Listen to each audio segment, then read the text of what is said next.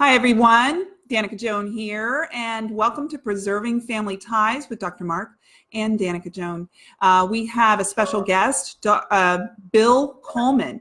He was in prison for almost 11 years on false allegations of rape against his wife and during a custody battle. So it had a huge, huge impact on him, his family, and of course his children. So we'll hear his story and as it relates to what we're up to, which is to prevent false allegations and parental alienation. So welcome, Dr. Mark. You're still up in Connecticut, is that right? I am, yes.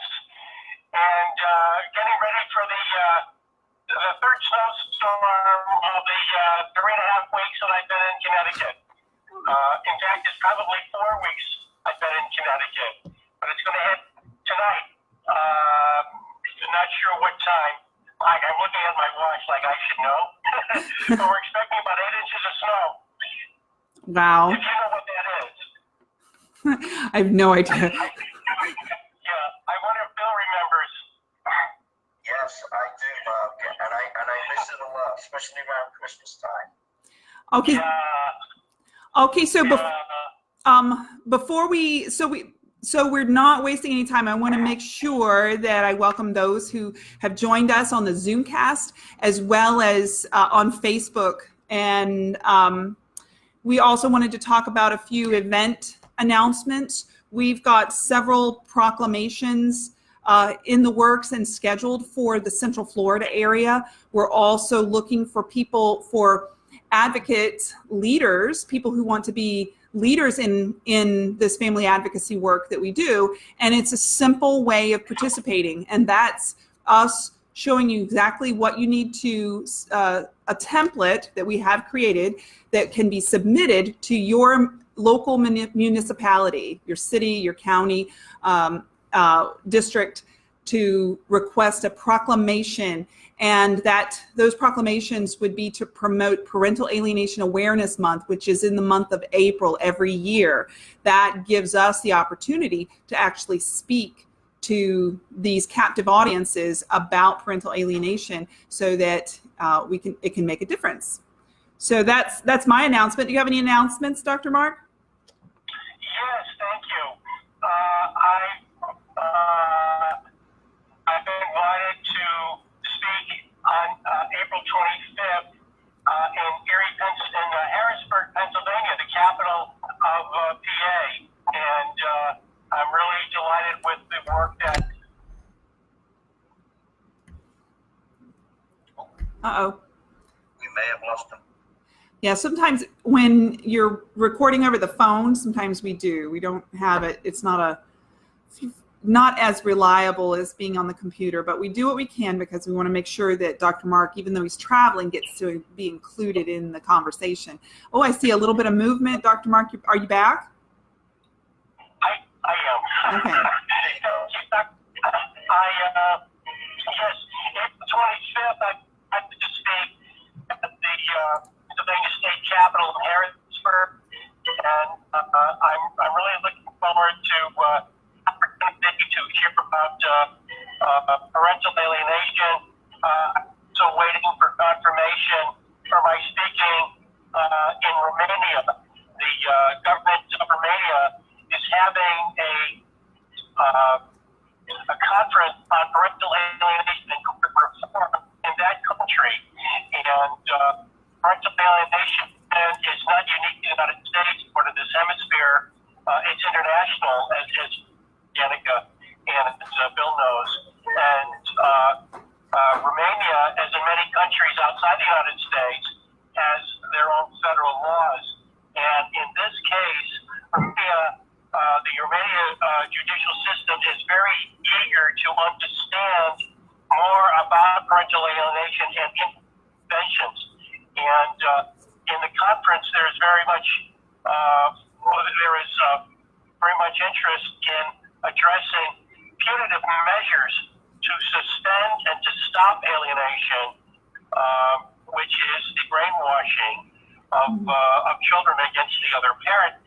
And there is no such movement in this country. We are we are filled in the States with such divisive understanding and desires to understand how to intervene appropriately. All right, so Dr. Mark, I say there is a movement in this country, and we're the ones. Well, there is a movement, yes. There's not a movement by the states in a concerted effort by the federal government to really give parents and children the attention that's really necessary. And we're continuing to grow this fight, as parents and as child advocates, which is so important in leading that. It's really critical. But there needs to be action. And yes. I haven't seen enough action in parts of states to do this. Yes, and yes, you've not seen the manifestation of the actions, like things tangible that are actually moving to make a difference to these parents. I get that. But we, in our commitment in doing this Preserving Family Ties Zoomcast, is that we create momentum with other leaders, finding other people who are inspired to be leaders in the work, and be such a resounding voice that people can't not listen. So. Absolutely, and I see my fist, my image, but it's resounding. The movement and the awareness is so much greater than it has been. I'm just praying that there'll be more ears that will be responsive to this increasing, effort to formalize the understanding and the acceptance and the interventions that are necessary for parental alienation. And are you finding some of that, Danica? I've finding what? The people making it. What do you explain again? The folks that are, our political leadership.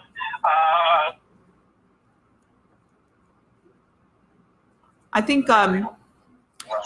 Yeah, I think it dipped in here. The political leadership. I'm finding more and more people interested in it because they're realizing it's not just a mad mob of parents.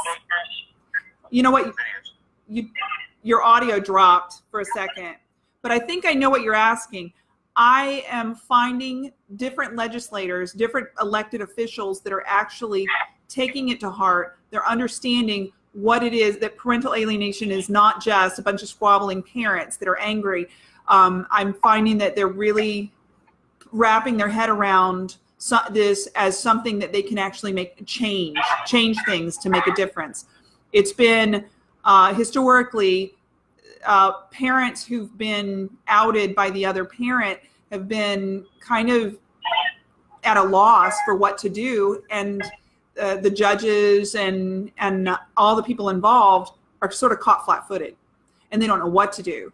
So it's advocates like us that lay out, this is what to do. And so you're giving them a roadmap on how to make legislative changes for these families. So, yeah. And, all those parents, as you have been reaching over the years, Danica, that and now who are, obtaining these proclamations in their communities, in their counties, are really dynamically and dramatically bringing the issue to the public, and more of the public themselves will agree that they themselves or others they know have increasingly, the statistics are increasing, so there's more acknowledgement of this, of parental alienation. But I think that the proclamation effort to formalize that acknowledgement is critical. Without acknowledging anything, there could be no progress. There could be no interventions, for sure. And so I'm so grateful for the work that you've been leading and encouraging, and which we're seeing more people do nationally. And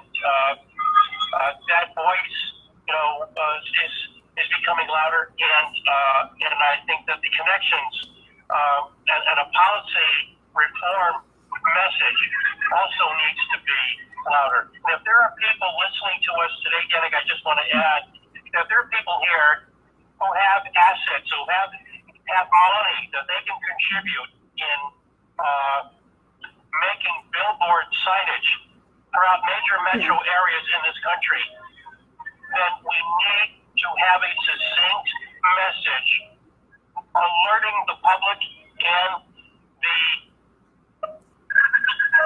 the legislative leaders and the judiciary to know that we're holding them accountable in improving child outcomes.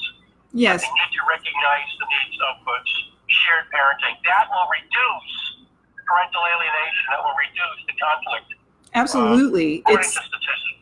Yeah, like, that's the thing, is these professionals that are a lot of times they're the ones impacted by these hostile, these high conflict families, and they're caught flat-footed, not knowing exactly what to do to help, to be part of the solution. So they're just caught in a swirl, and we need to ground them in what's real and what are the things that need to be done for the best interest of the child.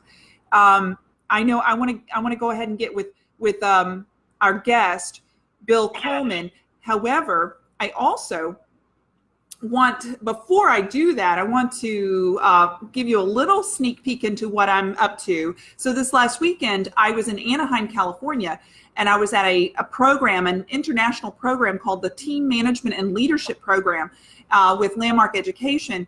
And its structure is something that everybody who puts themselves into this program, they do it because they have something at stake in the world that they want to make a difference in. And what they've done, so I put myself into this program because what I'm up to is, doing something really, really big internationally. And so what I've started creating from this weekend was I want to do a multi-location conference that will happen. It's going to happen either November or January, but what it will be, it'll all be tied with webcasting like we're doing here with Zoom. But instead of us in our living rooms, we're actually going to be there. My lead advocates are going to be hosting their local conferences, and it's going to be tied together with Zoom technologies. So that's fabulous. That's what I'm creating us to do. And the thing is every year around this time, I have this international person advocate that reaches out to all the leaders and says, okay, it's this time of year again, and they're all about creating this thing on a grand global scale. So I've got a lot of people to make phone calls with and try to get this ball rolling. But I just wanted you to share with you what I'm up to creating in less than a year from now is a global conference, a global multi-location conference around parental alienation and solutions for families. Wow. That'd Okay. be great. That is awesome. Absolutely awesome. And it's vital. And like someone had said on the screen, it is really the use of social media and these communication platforms that will help make that difference.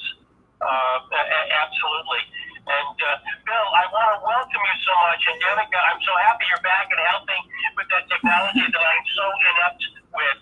But your voice, Danica, is so important because you're a trained GAL. You've had experience. You've been a mediator, and I think that I want to briefly introduce a little bit about Bill because I met Bill in Rhode Island some years ago. Pardon me? Many years ago. Many years ago. And you had told me at that time, Bill, I remember I couldn't believe it, but that you were awaiting this trial that was going to be so demonic, and I think you predicted it at that time, and it turned out to be demonic with devastating results for you and your family, and I cannot believe it, and I went to at least one. I think I went to several hearings at our trial. I just could not believe the ineptness of that. But I think that I think what will be helpful for everyone, and I know you've asked me, how do we set the stage? How do we really create this dialogue right now? And what I'd like to say is, I'd like to invite you, Bill, if you would, to take a few minutes to tell us what led up to this horrific, criminal trial, and I know Dean Tong was involved in trying to help you through this, the criminal aspect. But what happened prior to, and with respect to your family? What was the family structure like? As you look at your divorce, and of course what ensued with the kidnapping of your children. To fill in the gaps for your audience, I would invite them to go to YouTube and look up my name, Bill Coleman, Silver Bullet, and that will fill in the gaps from what I'm about to say. The nutshell version is basically my wife's father, the catalyst was my ex-wife's father had died, and she wanted to relocate to England, and I did not think that was a good idea, and everything deteriorated from there on in. When she did come back and I went away on a business trip, she abducted the children to England, and that's how it took me a year to get them back, and because of that I was able to get residential custody. And thinking we were repairing our relationship for 2 years, I eventually I could have taken the children, but I didn't. I moved to Newport, Rhode Island, but they came and visited for long weekends. And unbeknownst to me, towards the end of those 2 years, she had met somebody through a friend of hers who was engaged at the time, who was also having an affair. That relationship kicked off, and from there on in, I think the writing was on the wall. And when I found out, I didn't do what you would typically think, somebody getting angry or manic. I tried to take my side of the blame, because I have blame for the demise of my marriage. There's no question about that, but not a bit abusive. And I wanted to repair it for the kids. I moved back into the family home. Well, I was there 3 or 4 months. She continued the affair that I didn't know about. And then that one last week, when I knew nothing, she had stayed out the whole weekend. And then I filed for sole custody on the Monday morning, and that just set the final little thing in place. And that's where everything else kicked in. I didn't know she was going to lawyers, to the police, to all these things. Then by the end of the week, the Friday is when I was arrested. But I think it's important for your listeners and viewers to know that your arrest is your conviction, unfortunately. And, when you have police record and court record saying that this person went to the police and hired a lawyer prior to the date of the rape, you kind of wonder how it could have gotten started, let alone the conviction, but it did, and that's how easy it was. But that's in a nutshell how that all kicked off.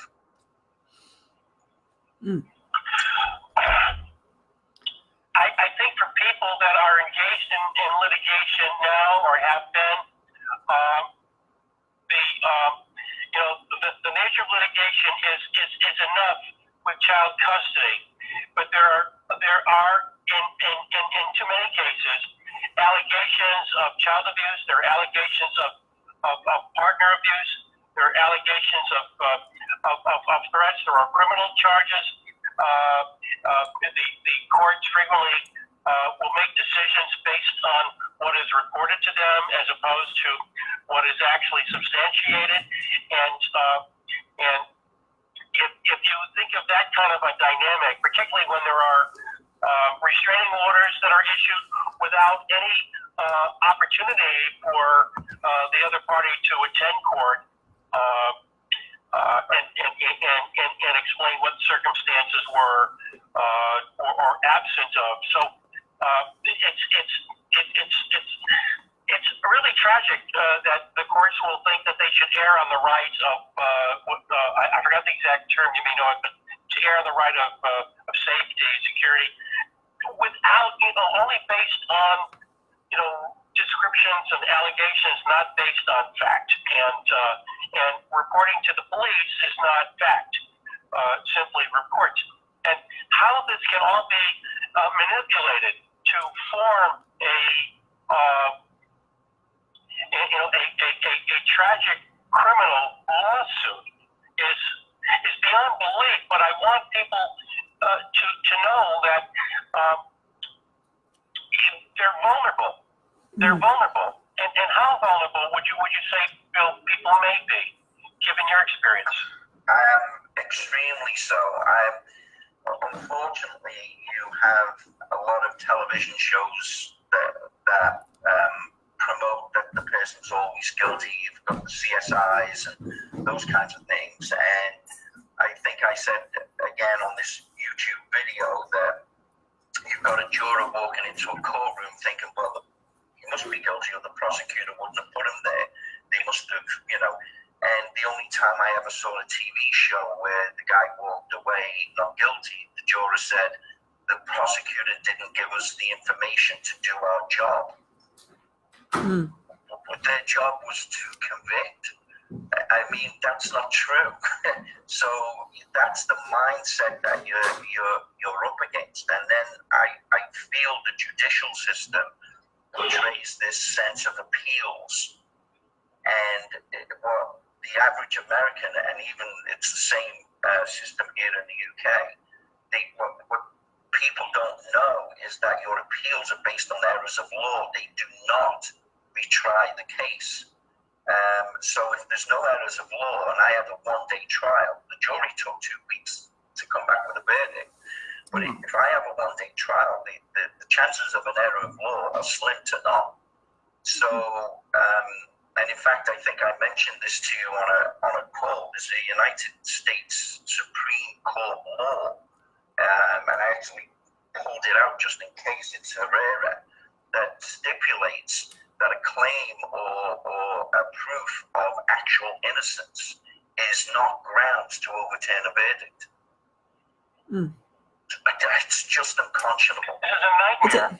Absolutely. So your arrest is your conviction, because if they drop the case, even at the beginning, it's a lawsuit against the authorities, and they won't do that. So they've got to get you to, so they use the word, you cop out to something. You actually have to cop out to something so they don't face a lawsuit. So it's a system set up to fail. The adversary system has one day in the future got to go, but that's alluding to your question. That's the sad reality.